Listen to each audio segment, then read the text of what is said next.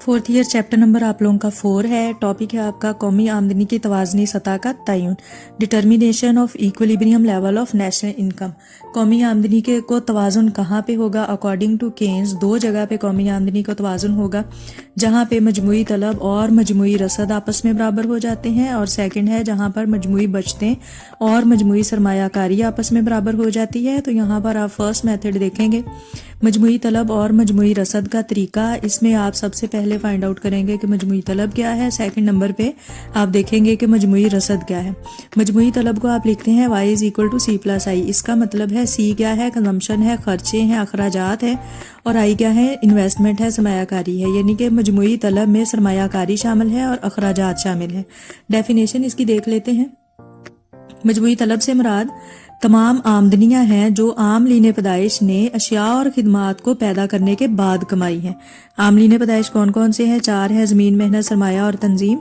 उन्होंने क्या किया है? इन चारों आमलीन पैदाइश ने जब अशिया और खिदमात को पैदा किया तो वहां से जो कुछ कमाया, जो भी मुआवजे हासिल किए, वो मजमुई तलब है।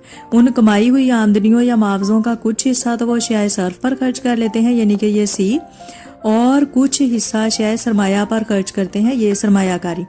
एक तरफ मजमुई तलब जो है वो मजमुई आमदनियों को जाहिर करती है, यानी कि मुआवजे आमदनियां। दूसरी तरफ मजमुई अखराजात को, यानी कि कंजम्पशन को।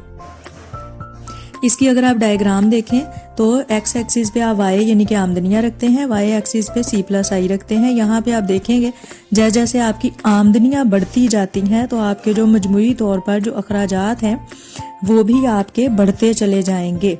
ये आपका अखराजात का खत है। y is equal to C plus I. तो सी की equation C not plus small C Y होता है, और आई आपने फर्ज किया हुआ है कि आई नॉट है, तो ये इसकी इक्वेशन आपने लिख दी।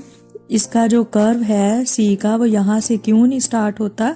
ज़ीरो से, क्योंकि खर्चे कभी भी ज़ीरो नहीं होते। ये देखें सी नॉट प्लस आई नॉट हमेशा हमेशा ग्रेटर देन ज़ीरो है। उसके बाद आप आ जाते हैं मजमुई रसद पे। मजमुई रसद को आप लिखते हैं y is equal to S plus C plus S. C क्या है? कंजम्पशन है, खर्चे हैं। एस क्या है? सेविंग है, बचते हैं। यानी कि मजमुई रसद में कुछ हिस्सा बचतों का होगा, कुछ हिस्सा खर्चों का होगा। मजमुई रसद से मुराद वो तमाम आमदनियां हैं जो आमलीन पैदाइश ने अशिया और खिदमात को पैदा करने के बाद कमाई है, यानी कि वो भी आमदनियां थी, ये भी आमदनियां हैं। इन कमाई हुई आमदनियों या मुआवजों का कुछ हिस्सा वो अशियाए सर्फ पर खर्च कर देते हैं, कुछ बचतों की नजर कर देते हैं। यानी कि फर्क यहाँ पे है डेफिनेशन में, बाकी सेम वही है। यानी कि वो भी कमाया हुआ हिस्सा है, ये भी कमाई है, और कमाई में से वहां पे क्या करते थे? कंजम्पशन, यहाँ भी कंजम्पशन, वहां पे इन्वेस्टमेंट, और यहाँ पे सेविंग की बात आपने करनी है।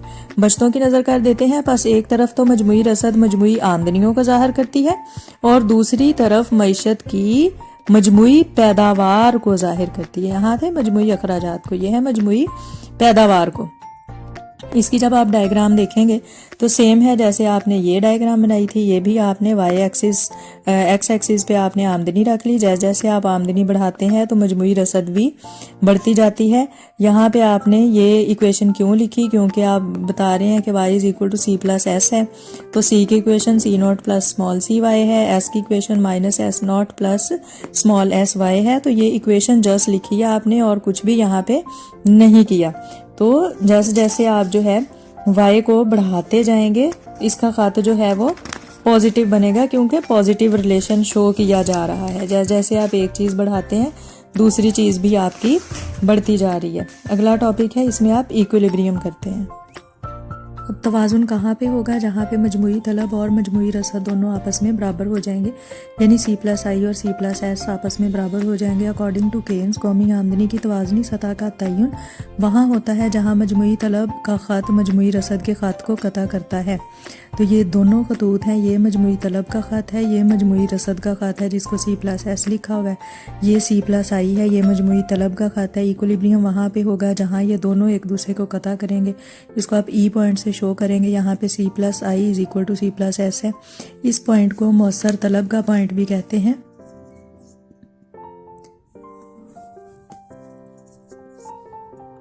मौसर तलब, इंग्लिश में इसको इफेक्टिव डिमांड भी कहते हैं। अब मौसर तलब क्या है? किसी मुल्क की कौमी आमदनी मजमुई तौर पर किसी भी मुल्क के पैदावार और इसके मजमूई तौर पर जितने भी अखराजात हैं उसको मौसर तलब कहते हैं। केन्स कहता है कि अगर किसी मुल्क में मौसर तलब की सतह बुलंद होगी तो जाहिर सी बात है वहाँ रोज़गार और आमदनी की सतह भी बुलंद होगी, और अगर मौसर तलब की सतह कम है, पस्त है, तो रोज़गार और आमदनियाँ भी वहाँ पे पस्त होंगी। अगर आप इस पॉइंट को देखें, यहाँ पर तवाज़ुन नहीं होगा H और G पे, Y1 पे, क्योंकि यहाँ पे देखें ये वाला ख़त जो है यानी तलब वाला ख़त जो है वो ऊपर है और रसद वाला ख़त नीचे है, यानी यहाँ पे मजमूई तलब ज़्यादा है, मजमूई रसद कम है।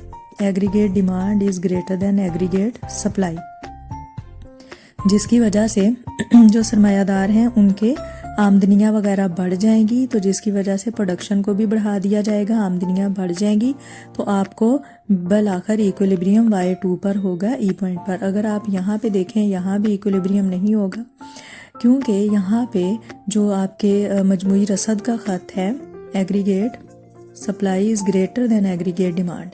अब यहाँ मजमूई रसद का ख़त ऊपर है, मजमूई तलब का ख़त नीचे है, यानी कि C+S is greater than C+I है। एग्रीगेट सप्लाई ज़्यादा है, एग्रीगेट डिमांड कम है, जिसकी वजह से आमदनियाँ कम हो जाएंगी और बिल आखिर आप फिर इसी पॉइंट पर आ जाएंगे Y2 पे, और आपको यहाँ पर ही इक्विलिब्रियम होगा।